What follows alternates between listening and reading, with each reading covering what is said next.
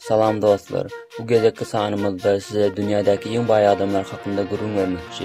Bilişinizce, şu an dünyada 1,5 milyon qovraq milyarder var. Ama milyonerlerin sanı hali şimdi çıkarılmadı. Forbes jurnalının sanına göre en bay adamlar.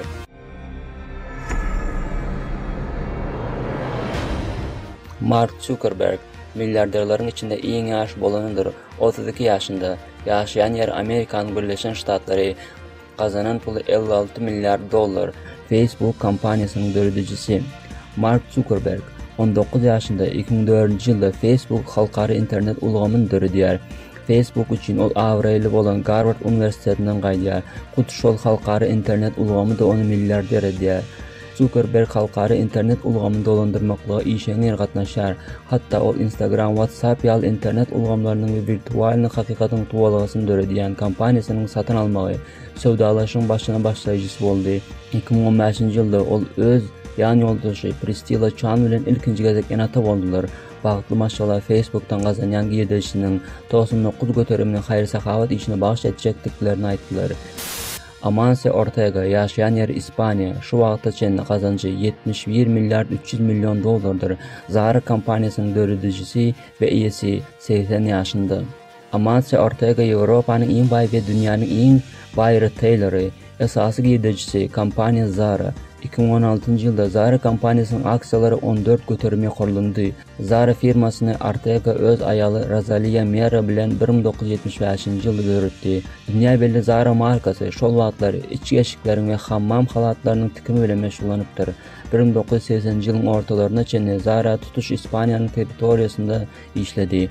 Sonra 1989 yılda olsa Amerikan Birleşen Ştatlarında ilkinci dükkanını açtı.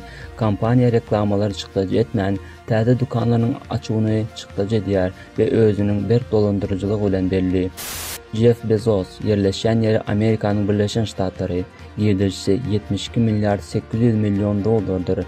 53 yaşında Amazon kampanyasının dördücüsü. Jeff Bezos'a bu yıl beylek yıllardan hem şovlu oldu. Çünkü onun dördün Amazon kampanyasının aksiyaları 67 götürüm kaldı. Online kapitallaştırmanın ösmeği bilen Bezos ilkinci gezek dünyanın en bay adamların sanımında 3. yer eğiledi. Ol öz biznesini öğretmezinden ön hedge fonda işledi. Şeylilik bilen 1994 yılda Unique online kitap satıl fikri için işten çıktı. Şeydip Amazon.com dördüldü. Sonki yıllarda milyarderin esas isteği kosmos seyahatıdır. Onun Blue Origin ayrı kosmos kampanyası Bezos'un aytmağına göre yolculukçuları katlatmağı niyetlerini köp kullanışlı raketalar öndürüyor. Sanımız boyunca ikinci yerde Warren Buffett yaşayan yer Amerikan Birleşen Ştatları 86 yaşında. Baylığı olsa 75 milyar 600 milyon dolar. Esası girdici kampanyası Berkshire Hathaway. Berkshire Hathaway Buffett Holding'ları 60'tan qovraq kampanyaların aksiyalarının eğisi. Özünün ilkinci maya qoyumunu ol 11 yaşında qoyar. Şeylilik bilen ol qaqasında qarz alan puluna City Service Preferred kampanyasının aksiyalarını 38 dolar satın alıp 40 dolara satıyar. Yöneken vaat geçmeyen ol aksiyalar 200 dolara çenli qalyar.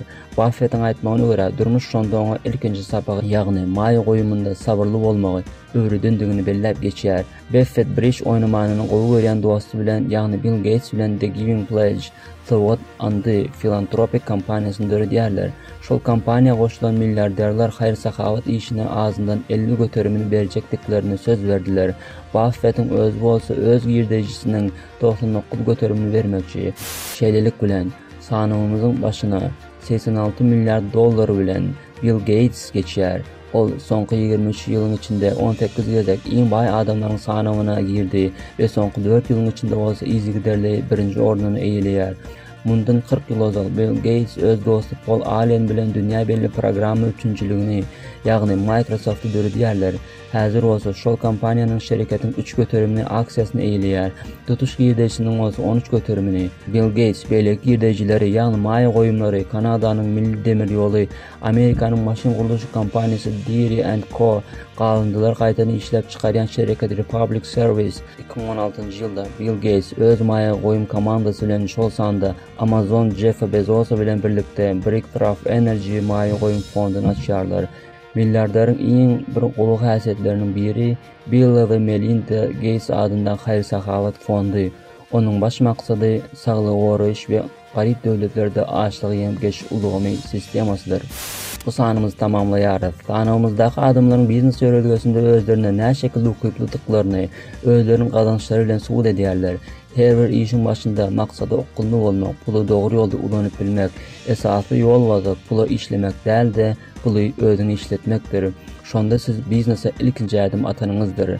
Bu gyzykly videolaryň çykma sebäpkärleri sizlersiňiz. Şol sebäpden biziň kanalymyza goşulmagy unutmaň dostlar. Tesbirlerde bolsa öz isleglerinizi ýazyp bilersiňiz.